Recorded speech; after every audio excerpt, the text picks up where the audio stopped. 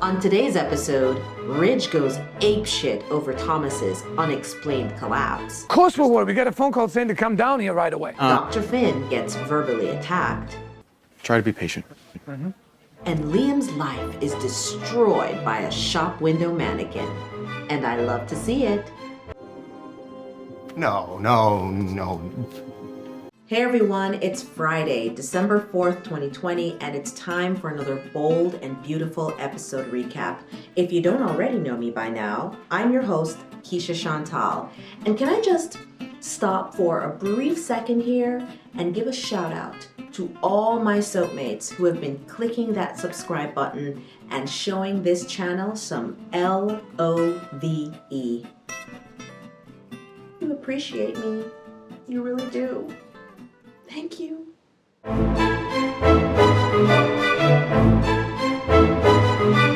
Come down now.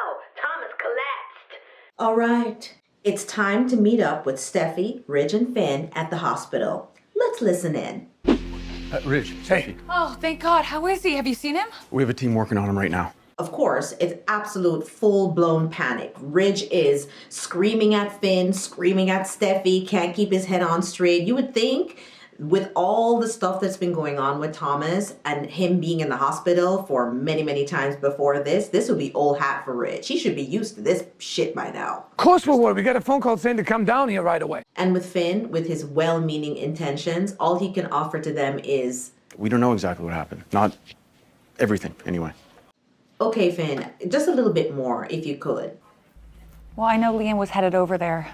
And you said he seemed pretty upset. They're trying to make heads or tails of it, and they have to practically drag this answer out of Finn. But he finally says, oh, it was Hope that was there. And then Ridge and Steffy exchange these looks like, oh shit, what that mean? So Ridge just levels up to asshole and starts verbally attacking Finn. I'm asking you, as someone who went to medical schools and maybe have an opinion, why someone like that would just keel over. Why can't I know what I want to know when I want to know it? Finn finally just gets tired of all the verbal attacks and says, listen, man, I didn't want to, alarm y'all, but I think that Thomas might be suffering from some kind of brain trauma. And both of them are like, say what now? Your son is in good hands. I tell you what, I'd love to be in your good hands, Finn. Damn. I'm so sorry. I know I'm supposed to keep on subject, but Finn is fine. I've been in quarantine for a long time. Does it show? All right. You're right. Let's move on. When I saw Thomas the other night, something seemed off. When you were with him, did you notice anything different? No, I did not notice anything. And Finn is like, that's not what I see. I love Finn so much. Ridge finally gets tired of climbing the walls, so he turns to Finn and says, I want to see my son. His doctors are still with him. I don't care about that. all Finn can do is just say, all right, just wait here. I'll just go check in because it's a fight that he cannot win.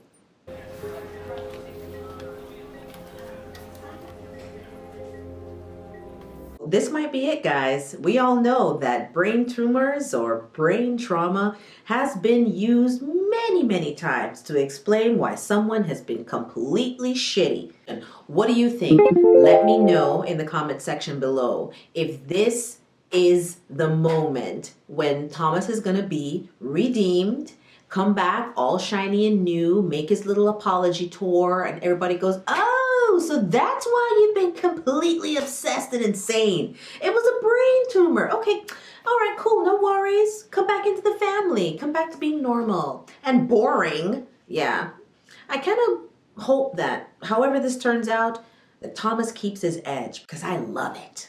We are back in Thomas's apartment, but this time is daylight, so we can actually see inside, which is great because you know what's in there? Hope, completely wide-eyed, wondering what is this freight train that is hurtling towards her at 1 billion miles per hour. It's called Liam, and Liam is on his usual bullshit. I saw what you did with Thomas in this apartment last night.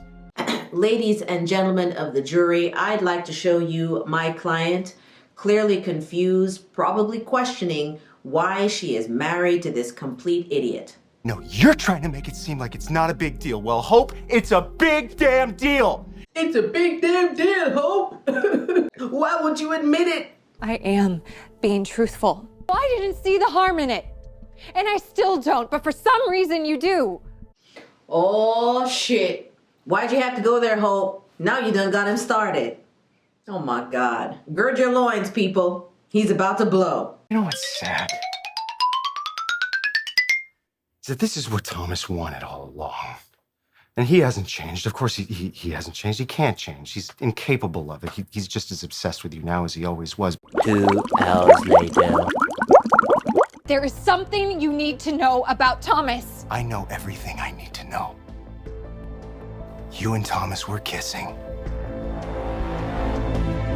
Finally, it took you long enough, Liam, to say what you came in to say, what you should have said the first minute that you walked in through the door. Actually, what you should have said last night. You talk about love, you talk about loyalty. Well, as my girl Hallie said one time, love should have brought your ass home last night. and that's where your ass should have been, fool. Going over to Steffi's house, looking up at that goddamn picture, talking about what was and what could be. No, I reject it. You know what's sad? Is that this is what Thomas wanted all along.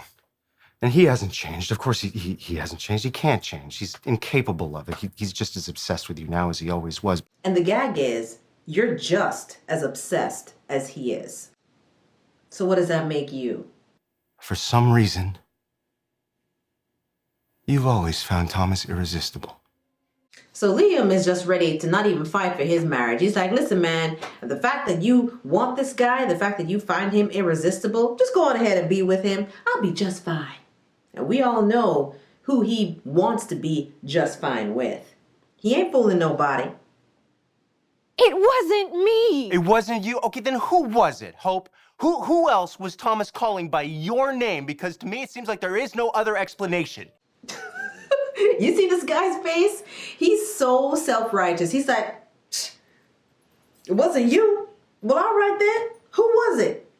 Prove me wrong. Go ahead, proceed.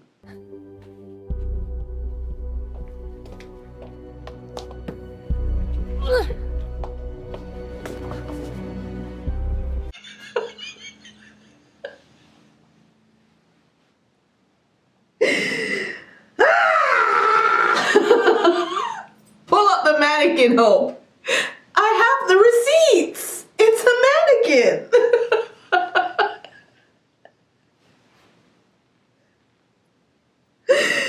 Oh my God. Liam's face. Oh God.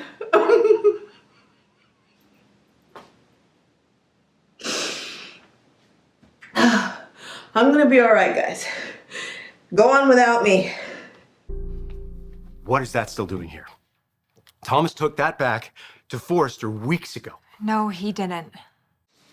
Hope is like, it wasn't me. I was telling you this the entire time. Thomas was actually kissing a mannequin. He wasn't kissing me. And Liam's face is something that I'm going to turn into wallpaper and plaster it all over my studio.